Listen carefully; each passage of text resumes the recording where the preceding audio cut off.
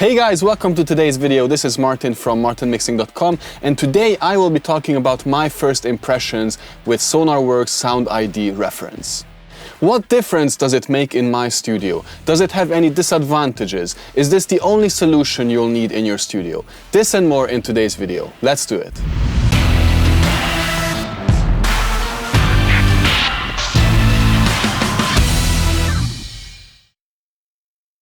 So let's get right to it. Most of you guys know that I'm quite skeptical when it comes to digital gimmicks and digital solutions for otherwise physical acoustic problems. I believe that having a well-treated room will go beyond using some microphone or some EQ curve, because certain things cannot be fixed. Phase issues or room modes cannot be eliminated completely just by using digital solutions. I mentioned this many times before. If you have a room mode, then using a digital solution cannot get rid of that because the physical properties of my rooms have not changed. That said, after a lot of reading and after a lot of testimonials and just general curiosity, I decided to pull the trigger on SoundID Reference. The new version 5 seemed very promising because it doesn't only allow for speaker corrections, but it also allows for headphone corrections, which is pretty cool. And you can also load different reference curves in this software, such as emulating NS stands, which I do have, so I don't really need it, but also mix cubes, which are of course the aura tones, car stereos, hi-fi systems, cinemas, etc, etc, etc. So this is definitely very usable, and I find particularly usable that I'm able to emulate the famous in-ear pods that come with most smartphones today. And what I also find really cool is that it can emulate an average of many different in-ear headphones, so I can make my mix sound good on many of these products. So how does the process of setting up your room actually work in Sonarworks? I was actually very surprised that in this box came a microphone that was pre-measured by Sonarworks itself. So when I started the software, it asked me to input the serial number of my microphone so that when I'm doing the measurements, they know exactly how my microphone reacts. So not only am I measuring exactly my speakers with exactly my room, but also with an exact microphone that they know how it reacts and how it sounds. I find this extremely impressive, and it just shows a really great attention to detail. So once you have set up your gain and your speaker volume as asked by the software, you're ready to do the measurements. And it is actually more than 30 measurements that this software asks you to make, which I find is incredible, because it doesn't only check your listening position from one spot, but you have to measure around and in front and behind and left and right from it, which is really good because it allows for a very precise average to be taken and not just a measurement from one individual spot. So this was a very positive surprise number 2 for me. So one was the microphone, which comes pre-calibrated and pre-measured, and then having to do multiple measurements. I believe this will give very accurate results of what your room sounds like. So after I've done my measurements, I had to save these measurements as my individual profile of my individual speakers. And then, it gave me a result, which I'm going to show you on the screen. And it applied an inverse curve with EQ to this result, essentially creating a completely flat frequency response in my studio. Now, I was actually really surprised to find out how bad actually my monitoring was. I had a dip of 9 decibels at 130 Hertz, which is crazy. I never realized I had it, and it was only really dominant on one speaker, on my left speaker, not on the right. So I did some further measurements and tweaks in my room to find out where this comes from. It is indeed a room mode, so I might have to do some additional acoustic treatment to fix this problem, so Sonarworks doesn't have to work this hard to fix this problem in my room.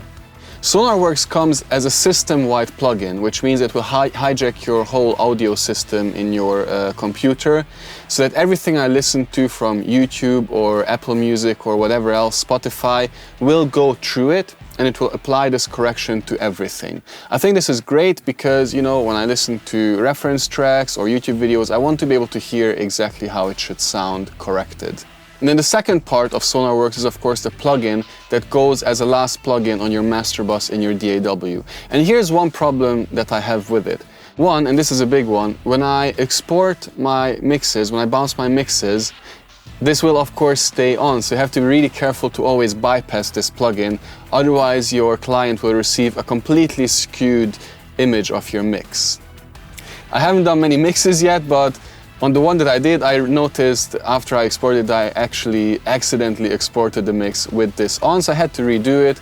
Fortunately, I noticed just in time. Then my number 2 problem with it is, and I think this is a little bit bigger, is that having a -359 dB dip in your room and then correcting for it by a -36 or 9 dB boost by this plugin means that it has to adjust my headroom in my DAW, which means that now my 0 dB FS essentially becomes -9 dB FS, which is quite a problem because I have to crank up my monitoring, I have to crank up my speakers a little bit to listen at the same level, and also I don't get an accurate metering from my mix. This means I had to install, just before the Sonarworks plugin, another metering plugin so I can see what is actually happening on my master bus.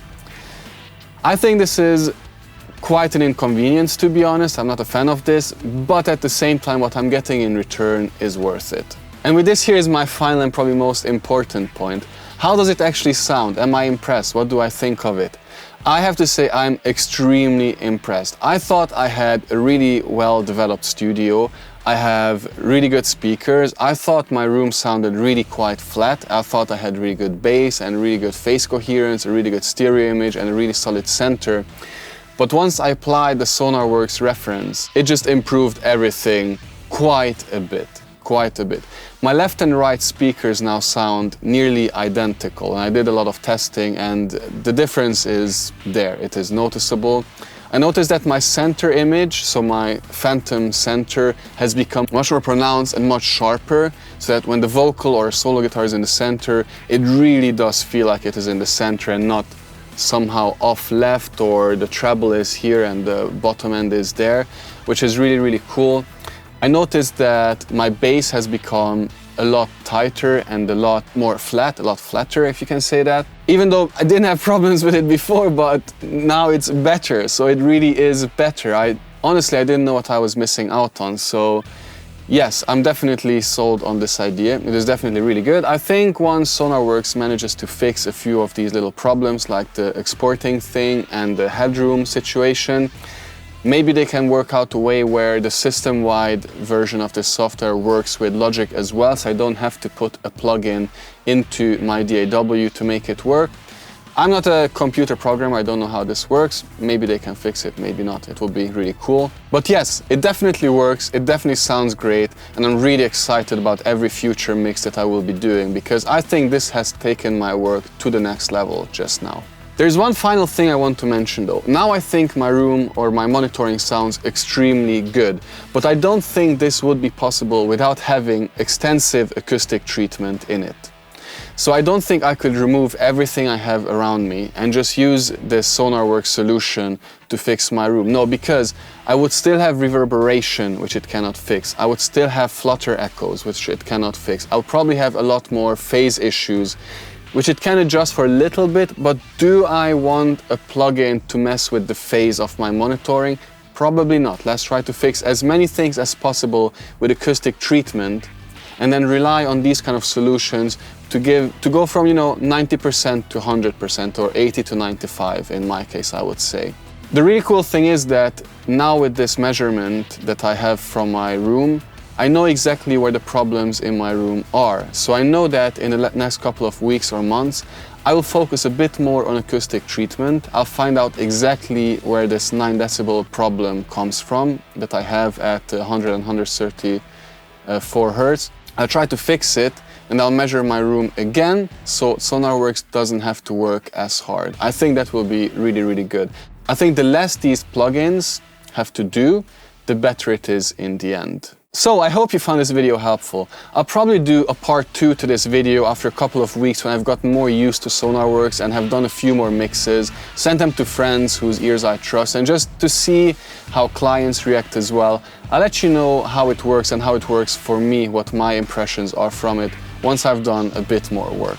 If you are watching this on YouTube, please hit like and subscribe. It really helps me get more viewers. Also, please don't hesitate to join my Facebook group Mixing with Martin, where I share more exclusive content and also weekly Q&As. I'll be seeing you in the next video. Until then, happy mixing, take it easy, bye bye.